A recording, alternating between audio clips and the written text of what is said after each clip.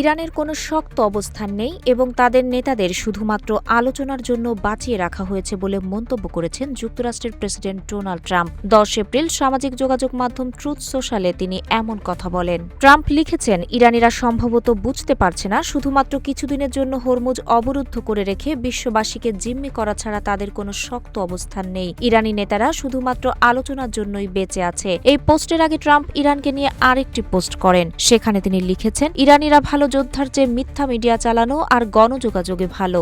সংবাদ মাধ্যম new York টাইমসকে Donald Trump বলেছেন, তারা তাদের যুদ্ধ জাহাজগুলো পুনরায় অস্ত্র সজ্জিত করছেন। পাকিস্তানের রাজধানী ইসলামাবাদে হতে যাওয়া আলোচনা যদি ব্যর্থ হয় তাহলে ইরানে ফের হামলা শুরু করা হবে।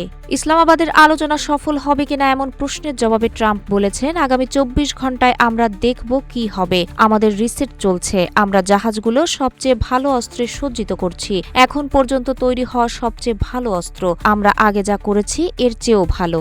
এমনকি এগুলো আমরা আগে কোনো এলাকা পুরোপুরি ধ্বংস করে দেওয়ার জন্য যেসব অস্ত্র ব্যবহার করতাম তার চেয়েও উন্নত মানের। যদি আমাদের মধ্যে কোনো চুক্তি না হয় তবে আমরা সেগুলো ব্যবহার করব এবং অত্যন্ত কার্যকরভাবেই ব্যবহার করব।